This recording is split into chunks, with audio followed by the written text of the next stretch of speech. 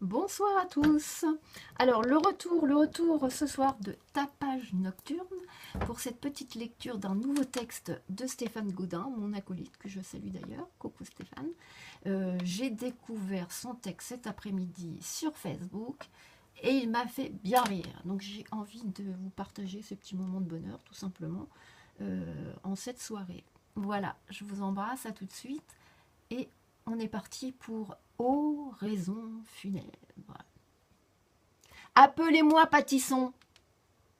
Oui, Pâtisson, j'ai besoin de vos compétences. Vous savez que, conformément à la directive 69.6 du Code des pénitenciers, on doit maintenant faire une oraison funèbre au décès de chaque détenu. Ah, oui. Et c'est vous que j'ai chargé de cette tâche. Mais, enfin, moi, je suis cuisinier, hein. Oui, mais bon, vous travaillez déjà dans la viande froide et dans les os à moelle, non? Ça ne devrait pas trop vous changer. Mettez-la à votre sauce, faites-moi quelque chose de bien léché, aux petits oignons. C'est juste qu'au lieu d'ouvrir une boîte, ça sera pour la fermer, quoi. De toute façon, la bière, ça vous connaît, n'est-ce pas? Bon, allez, exécution. Je compte sur vous. Et dépêchez-vous. La morgue me dit que ça commence à sentir le faisandé de par chez eux. Ah, et au fait, tenez, voilà les états de service du défunt. Et pas de faute de goût, hein. Vous savez qu'on ne dit pas de mal des morts. Bon, d'accord. Alors, voyons, qu'est-ce que dit ce dossier-là? Voyons, alors, à 14 ans, met le feu à son lycée en essayant d'allumer un pétard. Un pétard, oui, mais quel genre de pétard? C'est pas dit. Bon, voyons. À 15 ans, est arrêté pour vente de hachis. Hachis. Enfin, il était cuisinier lui aussi. Enfin, ils ont dû oublier un H à la fin. À 16 ans, torture les voisins de son chat. Non, les chats de son voisin. Des chats? Mais c'est une brute ce type, ma parole. À 17 ans, viole la chef de sa voisine. Ah non, sa chef de voisine. Bizarre. À 18 ans, kidnappe la petite âgée de 9 ans alors qu'il est en cavale. Il explique qu'elle l'a violée. Il est complètement fou, lui, ma parole. Arrêté, condamné à 20 ans de prison. Libéré en appel, sa voisine et la petite auraient été consentantes. Bon. Braque une banque, 3 morts, butin, un sac à main de grand-mère, attaque de fourgon blindé, 2 morts, run face, 150 kilos de cocaïne, bombe dans un TGV, rien ne m'étonne plus. Radicalisé, il explique que les 10 commandements, il est chargé de les faire appliquer aux autres et que c'est pour cette mission que Dieu lui a demandé de tuer en son nom, de voler, de violer, de prendre la femme des autres. Bah, décidément, l'enfer est pavé de bonnes intentions. Ah, voilà, enfin condamné à perpétuité.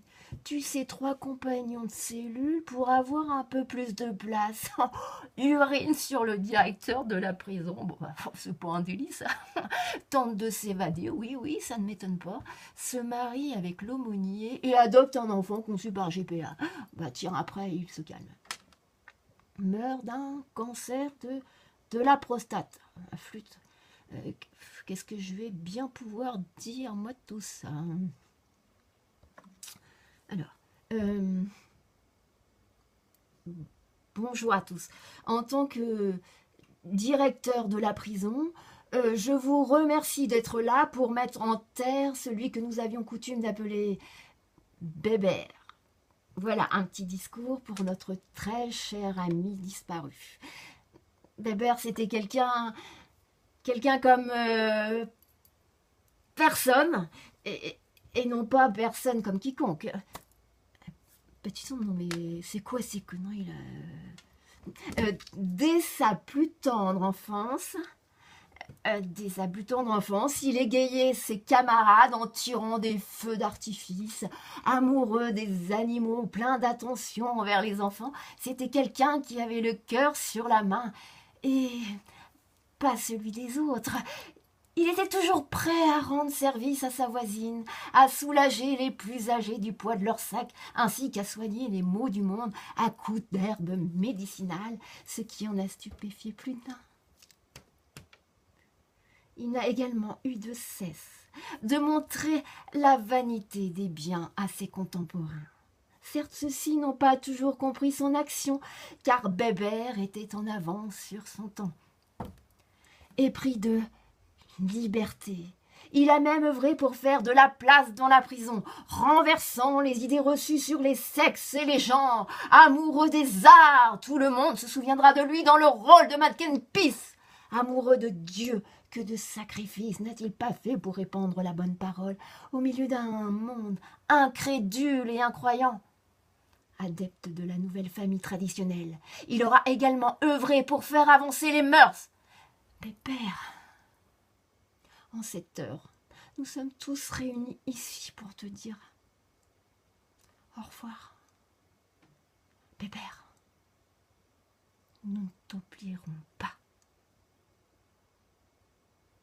Pâtisson, dans mon bureau.